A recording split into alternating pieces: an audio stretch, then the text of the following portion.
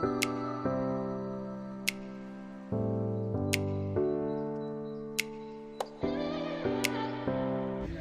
everyone, good morning. Welcome you all a very new vlog. Ngasi se ana video ma pura la ngasi se Monday ni ko. Monday is school ban ni holiday ama lai ko. Ado sumaina di holiday mau ama oina kai thabak taw rena do mai di ai am bau video nam dil. Ado ngasi try taw ke. Monday su oi ba de holiday si ta ba ko. Ngasi niramis no min ni ko ngasi na thong dori.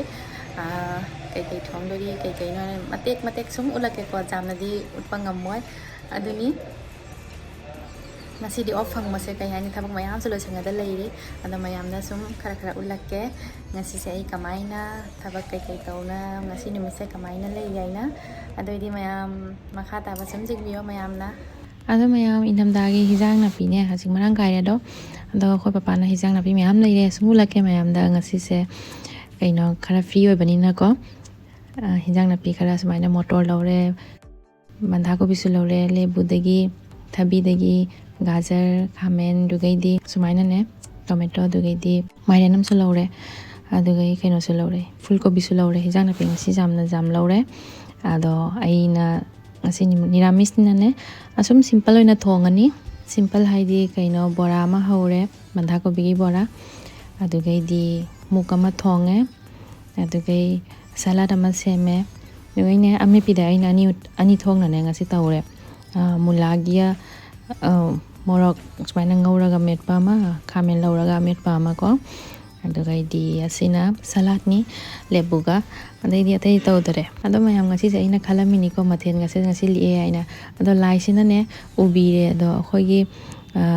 bamon mandop tagi ko igana sumaina ne muk thongba dugai di sagola hoi thongba angauba khamen angauba sumaina mune pire ka ngasi jamna ne mathen li yaina toromba do mathen jam thokare si khujam amani khoi mathen ngasi se ado mem chaba loraga ko luhongba ma leya ba ko khoi manakta luhongba haidine silchar da di luhonge dada se do reception se ga pi doiba aduna kai dori reception da litpegine aina ne blouse ma sum tusan ngai na ko ando asini black color da ne kenogi satin figa adugai di organza figa ne mix tawraga ne sum tu doini kabo litpa jana gi do reception party ni sigi mathangi video da asini blouse se khara sumaina design ni neck design se khara tu ba hogatle ado pungloi loraga sumayam da ulage ko aise phajana su tu ba haitri ko inga amani ngona takpi na ne dum kabo taurisini ado mem sak to loraga ne khara nungsa da pham ga na ka khalei ing masi ga ne nungsa khara sumaina dum nungsa da pham ga ne hei ke sa ga ina khadra numit se usi ga pai se jungni khadra sina khoi jungi mathak te gi number view ni sigana sing lai re sing nam lai re sing na tan ado mem ngasi se ai sak sare khara jam sa sale mathen jaman gi dana ado mathak te ka khala ga ne komla sa ga lai ai ga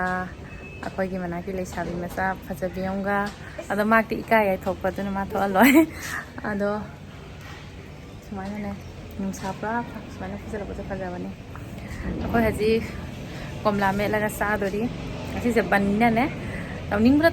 tawrisini asi school ban ga oi do tawning ma thabak tani aina tawise hi mu puthoe sang thonge adugai di kai na thabak jam na ne leisu leihaure thabak jam loisallе ba ngasi se nongma khula samai oi di jam nungai ni nungti gi ka hoi junggi mani mi sing ni ura ba se sangtik sang osina sina numin ha makoi ole akhoi junggi maning se loina sing na tani se asi se nun mati sing gauri nun mati gi phajaba sing jam nang na sing lei na ne aina kai dauri Arunachal Sikkim Darjeeling sing lei ma pham na ni aina jam chali zoom manak na ne zoom mani na sing lei na ne asiga aina ne thausa da na ne athapda chali ni koiba ta nungsa jai na komla sa ni namdai ro kha sanga bani na ado mayam komla ja ni suram mani aba akoi mama papa na mo masung ani amamam sa haure atoi di komla ni khatang leiram bani ado su saning man gida nungsa da si polai bani akoi ni na aji si mela sa do ni se Leisabi makut Fajaba ne komlaga melody haudurimi ai tanna tawine mangola tawlini ngasai ai ne bora hobada ne makuse makut sagare aduna ne ai tawloi kara senior ne na ingang makai ngang ne kha thaudai ni ne akhoi komla met pa hore taning muna loire handak sehi gi ahan bas maina komla mela sani nu sada kedori hana dine school halak pagane ing mani na mata ka khalaga nusa jaya ba nusa jaya nga kai sai ba komla sa ba khakte ja khangde ado handak te inhan jam laktri sweater gal litri ne achi komla se kai komla no sonapur gi ni sonapur gi famous aha wa komla ni to mayam akhoi gi komla met pase ready oire hajik sara ni matin ka tare bo mayam su matin ta ba mayam su matin ta bla hai piro ai kuye sa da ba se ngasi smai sa dui ni sa ra ge hajik ko nusa se haijan gare ne si sunset ni nusa haijan gi dore kitang ngare nusa khara khara nusa khara khara umjan gare view ju phajadra jeng khoi jum dagi se chingja na tani chingja greenery duk phajaba chingja thado gani duni aina hai jeng sai dagi athawa da salaga ne kai hai ni athawa da salaga paisa hondok salui ni natra sai ga salaga ne namma ga ne hai la loire akhoi kai salu re sing leba mafam se silong salu re di si silong ni se background se hai ra ga ne adaga di Arunachal ni se adaga di Manipur ni se kai na ne singja se shondana guwahati ki jumgi jene kha gi singoi rame jene kha ju phajari haji nail polish color se phajadra phajabra jengdi de le sabi se se gi nail polish se phajabra jengo asina khoi da han bane le house sana le house at pegi ko papa ga ma ga he ke tore ina video ta hoba ko jam phajana ne mapong se pome dak se asini sana le hau phajadra ke khoi jumda ne lei jum sula me ba du sumayam da sum share ta roke phaja ba lei ni khoi jum da sumayna ne jon ba saling ne khone kausal laga ne lo ge ne chini ba si phajai ne hoi che man dam si ngo bo si phajai নাই নাই একে সমান ফুল আছে কম বেশি এটা 100 ngamani hajikan bo hong pot phangi lei ba ne duni babudi phajai chahum jang khai kun maksiga hajik lore se ase sine white sine pink se phajai sina kana jau do bi ai ge room na thambai adare white se white kan hi yellow ani ju bane ando mayam aina ngasa blouse ki ne tu gan ne kak pado sumaina ready hoire ado sumaina ni body sina satin phi ni ado gai di sleeve sina ne kaino ni organza ni ado party ama lei aduna sumaina tu bani sum simple da back na sumaina v neck ni asum simple sum loisal bani evening time dum ko mayam dhup ka thaba loraga ko mapanam da tho gaina ne se shopping ju khara lai yaba ko winter gi ado lahan ngai di sumaina ban phang da ba ko tui di khoi domsa gi macha nupa sana sumai support amani lo ni aina hai ado kai sali ana mayam da sumulake ado di hajik tho ge ai ado mayam akhoi siga uluwari da laiba guwahati gi uluwari da laiba ko Reliance trend na laini si Reliance trend na collection jam na lai yaba aduna sika laini ado winter gi kaisu laidri jo pot khara laiba jum jengba laini ko siga na gents collection ni leising se winter wear se mem lai ne ko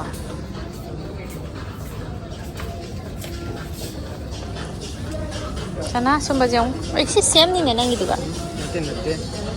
oh sina kara pai ko it's thin sina warm oil good yung ni many queen jai di ne mi hekta mi ma le hekta gi jai many queen se jong ni handsome ha hang wang ni nang Fajabra se white cha sports ki ni ko city okay मोट किने ना white तो लेना मेरा white वाला फिर से मेरे को धोना पड़ेगा वो Sino winter collection. Si se ahan gira kay no se. Same nang gitu ka jong khara wa moi mare jong. Ana ba jong. ठीक है बढ़िया जीप zipper zip ये सब पतला है सीधी जाऊँ सना जाऊँ सीधी फजर जाऊँ जिपर है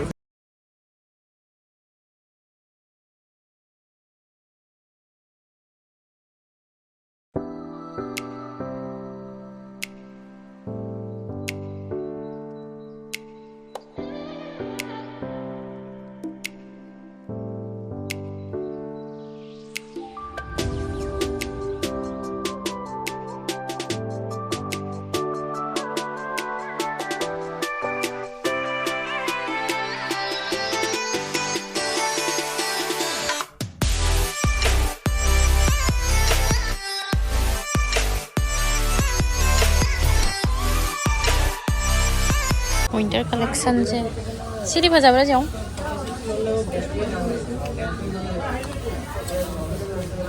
China sweatshirts कैसे फजे कलर से ऑफ वाइट से स्टिकर प्रिंट से ये आएगा ये अच्छा है ना ब्लैक वाला दिखाओ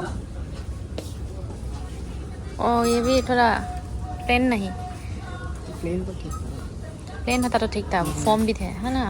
तातोन को तो ये रहा लेगा ऐसा टाइप का तातोन को पसंद है ना पसंद नहीं है तातोन को लेदर पसंद है हाँ एक ये नहीं पूरा ये वाला पसंद नहीं है तातोन को लेदर ही पसंद है नहीं काइंड ऑफ टाइप है ना सेम टाइप का ये लाइट ग्रे है ना जों सीना जों कहीं नहीं सी फजानी ने ब्रेक रूल्स आई स्पेक्स से और कहीं है को अनु फैमिली एंड फन मासु अनौबा स्पेक लौबनियाबा को दो मादि हैनादि आई हैनादि तो सुम उपबनी हजि लथोप जाइने अदो सुम उपगा लाबनी अदो माग नौनने स्पेक सुमाइना लौबनी नने फजारोदरा कइनो आइना मा भिडियो पिरमेबा दो आइना कमेंट तौबिगी दो फजानी आइना आइदि कुइरे 2000 कइनो दैनि कुइरे हाबदि 2016 नगिनि आइना से यूज तोरे से ओने हजि सिदि कुइदिरि हानादि यूज तोरेबको स्पेक से चेंज तौना लई आदो आइना हाबी बनि मांगोनदा सुम फजाबनी आइना फजायाना खालागा सुम उपु आइना को आदो अनु आदो खारनि उपको डॉक्टर ना हायरगा तनंग लोथोक जाय आइसु सुम यूज तौरिसिनि मसक फजारदि लोइना pakchei आइना खालुना फाइनली अखोय सनाना ने माय हुदी अपाम्बा लिमिटेड एडिशन ओ लिमिटेड एडिशन हाय जेंगे हुदी से फजना उलो फजारे सुमाइना सुसुम फजाबनी नुपागिदा दकैति सिसु ग्रीन से फजाई माय येलो से फजाई ब्लू से फजाई यादै ब्लू से नेवर गिव अप से फजाई दकैति सिगासु लैरे सिसे लुमगनी अबा सिमानुना कमाय तौरी फी से सुमाइना नि सिसु फजाई अदुगैति ब्लू कलर से लै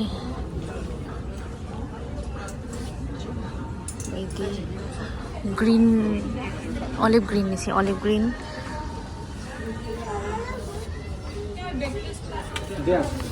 इसे फजेबा इसे मायना ने डी नेक्स्ट मायना जंपा में विंटर कलेक्शन से कैसे ले रहे हैं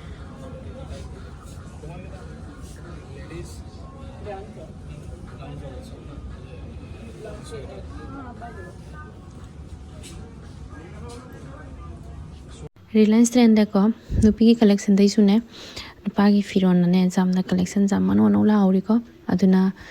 सिका जेंगे खोजु कई कई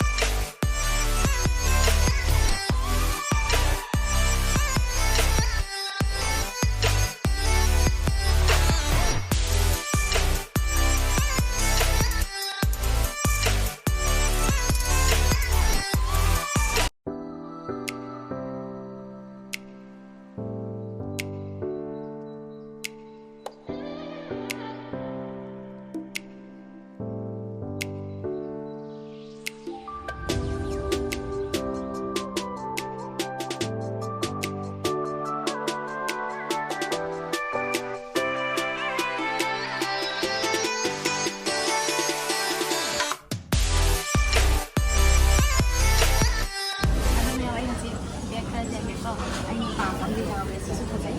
ꯑꯗꯣ ꯁꯤꯗꯤ ꯃꯆꯦ ꯁꯤꯅ ꯃꯆꯦꯅꯤ ꯁꯤꯅ ꯁꯤꯁꯇꯔꯅꯤ ꯁꯤꯅꯅꯦ ꯃꯆꯦ ꯍꯥꯏꯇꯥꯔꯦ ꯁꯤꯁꯨ ꯌꯥꯝ ꯄꯥꯝꯃꯦ ꯑꯗꯨꯒ ꯅꯥꯏꯁ ꯂꯥꯏꯁꯨ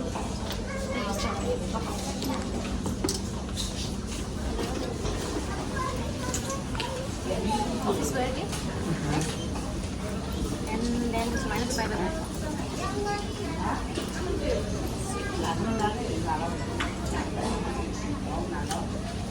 masih ini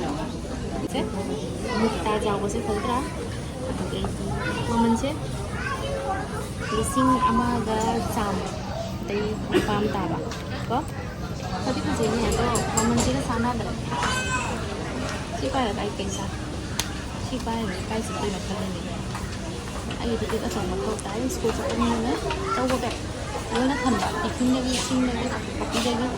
nó phải cái lối nó thầm chỉ có để kêu cute khi mà mình xem cái khóa thuộc si xe bạn thấy tôi là không vậy mà mình sẽ cái đây nó si mà si nó đi xin nó mà cái tập rệt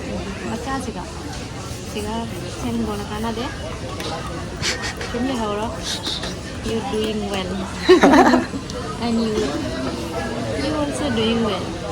Hazik shopping loina thokle khoi asina khoi shopping bag ado zum jaroga ulage kai kai lori aina khoi sira hanuman mandiram lei jongre asiga mo fi jengwa lai akhoi gents ki na tani siga idhar jongne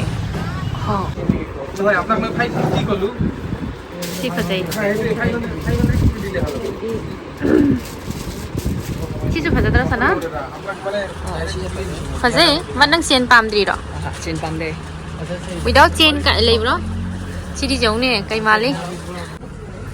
sigasu gents ke collection me am leisu su lei saman su lei me am adagai di si huti sing sing unisex ni tiga huti su me am lei re কি আছে দেখাওচোন সোয়ালির Victoria secret আছে লরার আছে Dunhill আছে CK আছে Gucci guilty আছে লামুকটা চিয়ামা লাউরে Victoria secret siga moi jubin gak la amare moi si store siga ada me evening hak tho bagi ko sa thai adui manak ta sunne momo ha wa jol ya ba ko aduga momo ne west momo zubaina sare aduga di fried momo ga ko jam haurami akhoi hajik zoom da hali mayam kuidare akhoi zoom jaurani jamna kuidare zoom jaurani jam su matam na theng manate 9:30 ta dore ta di ta li ado mayam ngasi video je matang je ga loisallage kamai tawri sum mayam na haibirang mo aina ne jamna toina ne video je thangat pangam drasu honna ri ai tum toina thangat pagi ko video se mayam pending lei aina ne matam sang da bigi ke dawra video je edit taw angam le mayam ngasi ki tamakta bye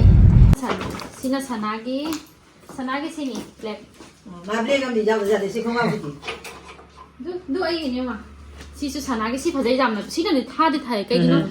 mall le to branded ni na ne size su chawin double XL what and quality thai to kai pami khang rai si phadra jong yeah indigo adu gai hi taton gi asama jacket ta ni Kalau si cuci tu sudah belajar. taton gi Cuci kita masuk. sina killer gi na ka kana taw na Leihaure adu gai ti sina gi school gi pala do ulen gi ni se mathau tai do suma se khara jam tang bana te du ani lo sela bani school na mathau ta ni si ani se sumana ne pocket perfume sumana ni kak su laure jam nungsi manam